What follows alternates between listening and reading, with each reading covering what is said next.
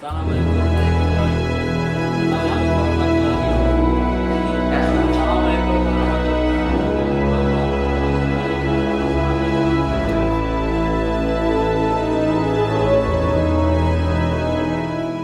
Assalamualaikum warahmatullahi wabarakatuh. Waalaikumsalam. Saya akan remedial biologi SU.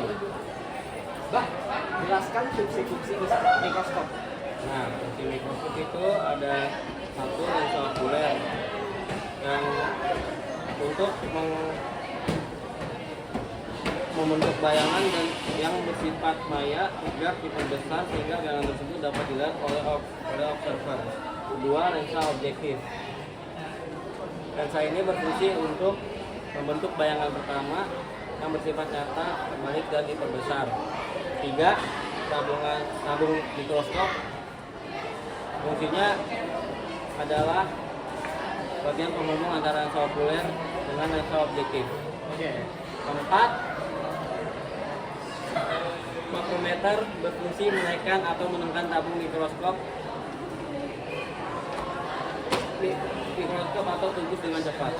Kelima, mikrometer berfungsi menaikkan atau menurunkan tabung mikroskop atau tembus dengan lambat. Dan 6, revolver.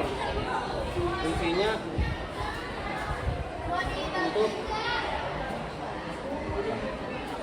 untuk mengatur nilai pengamatan dari mikroskop tersebut sebagai tuas tenaga yang mengoperasikan bagian ini. Ketujuh, reflektor. Fungsinya untuk memantulkan cahaya dari cermin pengatur yang mengikuti cermin ke objek pengamatan. 8, diafragma. Diafragma berfungsi mengatur jumlah cahaya yang masuk sehingga observer bisa memfokuskan dan menentukan jumlah cahaya ke dalam objek pengamatan. 9, kondensor berfungsi untuk menentukan cahaya yang dipantulkan oleh cermin, kemudian memfokuskan cahaya tersebut sebagai penerangan pada objek yang sedang diamati. 10, media mikroskop. Fungsinya sebagai alas dan tempat untuk meletakkan objek pengamatan. 11, proyektif kaca.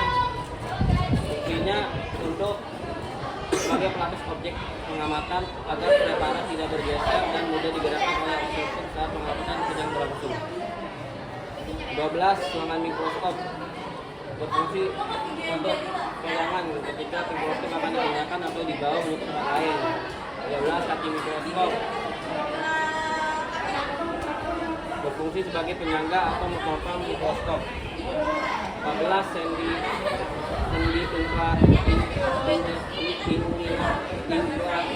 inklinasi. Fungsinya untuk mengatur derajat kemiringan atau sudut tegak mikroskop yang diperlukan observer untuk mengamati objek pengamatan. Udah. Sekian dari saya. Terima kasih. Assalamualaikum warahmatullahi wabarakatuh. Waalaikumsalam warahmatullahi wabarakatuh. Hari ini saya akan membuat video remedial biologi. Oke. Di samping saya ada sumber saya. Perkenalkan namanya, Pak. Nama saya Bastian Petrus Obu. Kelasnya dari mana, Pak? Dari 10. Oke, Bapak mau nanya apa? Apa aja sih langkah-langkah metode ilmiah? Oke, guys, dengerin ya. Langkah-langkah metode Oke. ilmiah itu ada: 1, merumuskan masalah. 2, observasi, yaitu pengumpulan data atau pengumpulan teori-teori. Oke. 3, melakukan hipotesis, yaitu dugaan sementara ya.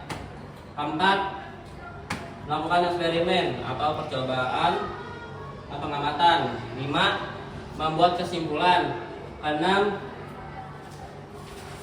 Ya Pak, saya bantu Pak. 6 yaitu uji kepada khalayak umum. Oke, begitu. Ya. Udah paham belum? Bisa diulang kembali? Oke, Pak. Oke. Dengerin ya, Pak? Ya. 1, merumuskan masalah. 2, observasi atau pengumpulan data teori-teori. Tiga, melakukan hipotesis, yaitu dugaan sementara. Keempat, melakukan eksperimen, yaitu percobaan, pengamatan. Lima, membuat kesimpulan. Dan enam, uji kepada khalayak umum. Udah paham? Paham, Pak. Paham? Paham. Paham? Oke. Saya paham. Oke, salam ya. Ya. Oke, sekian dari saya. Assalamualaikum warahmatullahi wabarakatuh. Ya, waalaikumsalam. Assalamualaikum warahmatullahi wabarakatuh. Hari ini saya akan membuat video biologi remedial, dan samping saya ini ada siapa namanya? Perkenalkan, nama saya Rasya dari kelas 10-9. Kelas 10-9. 10-9, oke. Asal dari mana, Pak? Dari rumah. Oke. Ya. Kamu mau nanya apa? Coba sebutin kingdom serta ciri-cirinya. Oke. Yang pertama itu kingdomnya Aristoteles. Ciri-cirinya itu ada lantai atau tumbuhan, eukariotik, membran inti, autotrof. Autotrof itu membuat makanan sendiri dan mengubah zat anorganik ke zat organik. Dan multiseluler itu banyak sel dan non-motil. Non-motil itu tidak dapat bergerak. Oke. Itu animalia atau hewan. Animalia, eukariotik, heterotrof, multiseluler dan motil. Motil itu dapat bergerak. Yang kedua itu endless cycle. Di dunia itu ada plantae, animalia, protista. Protista itu organisme menyerupai tumbuhan, hewan, dan nyamuk. Itu ada eukariotik, autotrof, uniseluler, dan multiseluler, dan motil dan motil. Tiga itu kingdomnya Herbert Opland. Cirinya itu ada plantae, animalia, protista, monera atau bakteri, prokaryotik, terus saya bilang membran inti, autotrof, heterotrof, uniseluler, dan motil.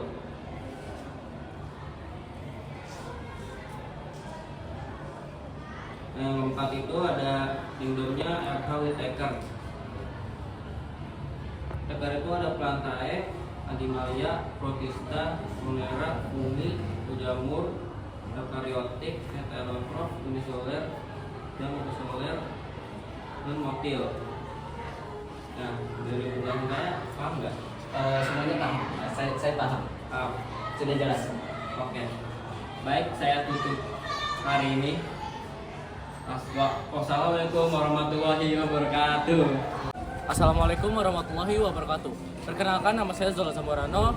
Saya berasal dari kelas 10-10. Di sini saya ingin menanyakan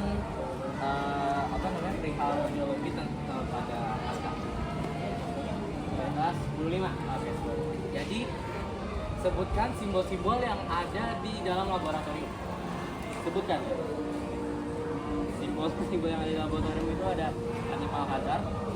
Nah, animal hazard ini berasal dari hewan yang beracun atau bermanfaat dan eksperimen atau yang dan yang kedua itu sat instrumen hazard, bahaya yang berasal dari benda kasih yang berbeda, nah itu dapat melukai anda jika tidak digunakan dengan benar. Tiga itu bis hazard, bahaya yang berasal dari benda yang panas. Jika tangan ada itu panasan guys, banyaknya. Oke, glassware hazard, itu bahaya berasal dari benda yang berpecah, contohnya gelas minyak. Nah, yang kelima itu chemical hazard, bahaya yang berasal dari bahan kimia.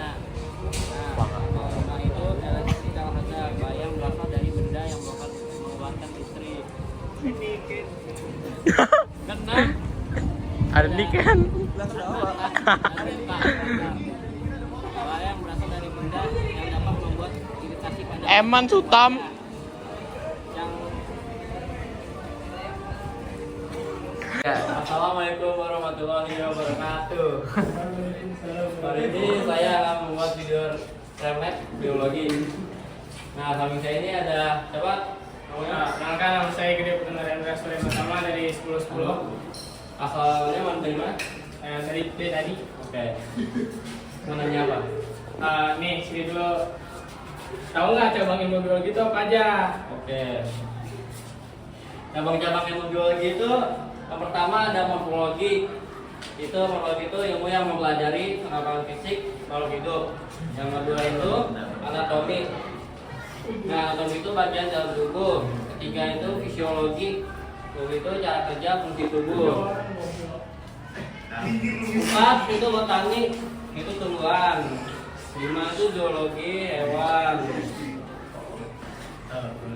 6 itu ornitologi, itu burung ya. Selanjutnya itu malakologi, itu hewan bertubuh lunak. Yang kedua itu sitologi, sel. Itu histologi, itu jaringan. Ini lagi itu organologi, itu organ ya. Ya, siapa? Itu embryologi, itu perkembangan embrio. Coba Ada lagi tuh. ditutup dulu ya. Oke. Ulangin 3, coba sebutin. 3 aja, 3 nih. 3. Morfologi, 1, embryologi, 2. Ada lagi apa ayo? 3 loh. Coba disuruh lima. biologi, Ayo. zoologi. Nah, oke, lanjut. Nah, lagi tuh paleontologi itu fosil. Terus ontologi, kanker, ekologi, ekosistem, genetika, pewarisan sifat makhluk hidup. Yang satu lagi itu evolusi perkembangan makhluk hidup. Sanitasi itu kesehatan lingkungan. Entomologi serangga, mikologi itu jamur, taksonomi itu klasifikasi makhluk hidup. Terus Yang virologi itu virus. lanjut. Itu bakteriologi itu bakteri. Lagi itu mikrobiologi itu mikroorganisme. Yang terakhir itu kardiologi itu jantung. Udah ya, Tidak, paham. Siapa? sekian dari saya. Assalamualaikum warahmatullahi wabarakatuh. Waalaikumsalam. Assalamualaikum warahmatullahi wabarakatuh. Saya Askar Fafrizan Muda. Dan samping saya siapa Pak namanya? Nama saya Muhammad Nabil Musal dari kelas 10-9. Asalnya dari mana? Asalnya Iya. Asalnya dari Villa Galaksi. Itu alamat ya? Salah. Iya, itu alamat. Asalnya dari sini, Jakarta. Bapak mau tanya apa? Mau tentang biologi ya? Iya. Simbol-simbol berbahaya. Minum bahaya. Simbol berbahaya pada barang lab. Nah, yang pertama itu simbol eksplosif. Itu meledak. Contohnya itu TNT, amonium nitrat, dan nitroselusa. Yang kedua itu oksidasi, mudah teroksidasi gas. Nah, bahayanya ini dapat membakar bahan yang lain, juga itu timbul api. Nah, yang ketiga itu flammable, mudah terbakar, contohnya alkohol, minyak tanah, fosforus, aluminium, fosfor, butane, propane, aseton, dan benzene. Yang kedua itu korosif, contohnya itu contoh senyawanya itu HCl, H2SO4, AF4. Lagi itu karboiritan, itu bahaya iritasi. Contohnya itu amonia, ethylene glycol. Yang lagi itu dangerous for the environment, berbahaya bagi lingkungan. Contohnya itu tributima klorida, tetrachlorometan, petroleum bensin. Lagi itu toksik atau beracun. Contohnya itu merkuri, cyanida, gas klorid, karbon tetraklorida. Lagi radioaktif, karbon 14. Radioaktif. Contohnya itu karbon 14, uranium sama plutonium. Udah. Itu totalnya berapa? Totalnya itu 9. Makasih ya. Ya. Sekian dari saya, terima kasih. Assalamualaikum warahmatullahi wabarakatuh. Kenalin, nama saya Aska dari kelas 10. Kayaknya nggak pernah dengeran dah. Hari ini saya ini ada siapa? Alfa Jesrofian, saya dari 19. Asal dari mana? 19. Oke. Kamu mau nanya apa? Apa itu sejarah biologi, apa saja? Nah ya, sejarah biologi itu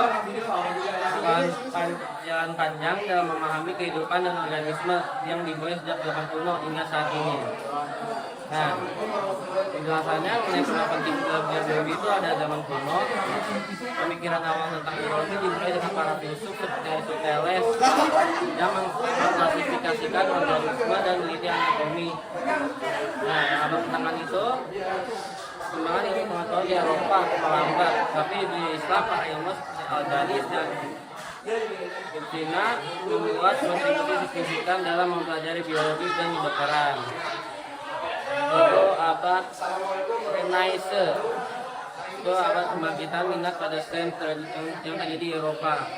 Abad ke-17 itu penemuan mikroskop oleh Anthony van Leeuwenhoek tahun 1632 sampai 1623. Itu memungkinkan ilmuwan untuk mengamati mikroorganisme untuk pertama kalinya. Abad 19 itu ada Charles Darwin 1809 sampai 1882. Kenalan teori evolusi melalui seleksi alam dalam bukunya yang berjudul On the Origin of the Species tahun 1949. Abad 20 itu penemuan struktur DNA oleh James Watson dan Francis Crick. Pada tahun 1953 membuka biologi molekuler. Era modern saat ini biologi terus berkembang dengan kemajuan dalam genomik, bioteknologi, dan ekologi, penelitian tentang perubahan iklim secara global dan keberagaman hayati menjadi fokus utama dalam memahami dan melestarikan hidup di bumi. Dengan demikian, sejarah biologi adalah kombinasi dari pengamatan, eksperimen, dan teori yang terus berkembang memberikan wawasan mendalam tentang kehidupan dan organisme. Paham? Sekian dari saya, terima kasih. Assalamualaikum warahmatullahi wabarakatuh. Nama saya Aska Afriza dari kelas 15. Dan di samping saya Aksan Ahmad dari 10-8.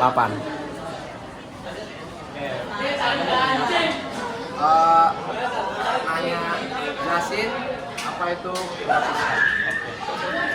Protista adalah makhluk hidup eukariotik sederhana yang tidak dapat diklasifikasikan sebagai hewan, tumbuhan, atau jamur. Nah, ciri-ciri protista itu ada pertama, satu itu protista dapat ditemukan hampir di semua perairan dan menjadi organisme yang sangat penting dalam ekosistem. Kedua, kebanyakan dari protista adalah makhluk hidup uniseluler dan bersifat mikroskopik. Akan tetapi ada pula beberapa spesies yang bersifat multiseluler. Yang ketiga, protista ada yang hidup bebas dan ada pula yang hidup dalam bentuk simbion di alam cairan di alam. Cairan tubuh, jaringan, atau sel inangnya. 4. Dalam kondisi yang tidak mendukung, protista dapat membentuk kista bentuk dormansi sel yang berbulu untuk perlindungan diri. 5. Protista dapat memperoleh makanan dengan berbagai cara seperti fototrof dan heterotrof.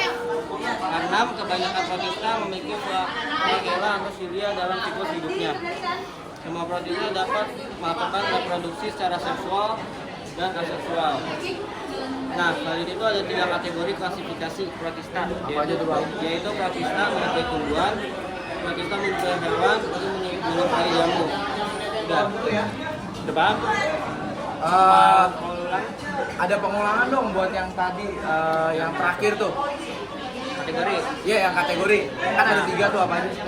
Yang satunya itu protista menyerupai tumbuhan, satu lagi protista menyerupai hewan, satu lagi protista menyerupai jamur. Jamur. Oke, udah paham. Udah, jelas. Terima kasih. Assalamualaikum warahmatullahi wabarakatuh. Assalamualaikum warahmatullahi wabarakatuh.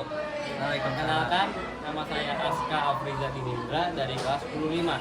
Dan di samping saya siapa? Karya Lakbar dari 10-5. 10-6. Oke, mau nanya apa? Manfaat biologi bidang kedokteran dan bioteknologi sama ciri-ciri ilmu biologi. Oke, ciri-ciri dulu ya.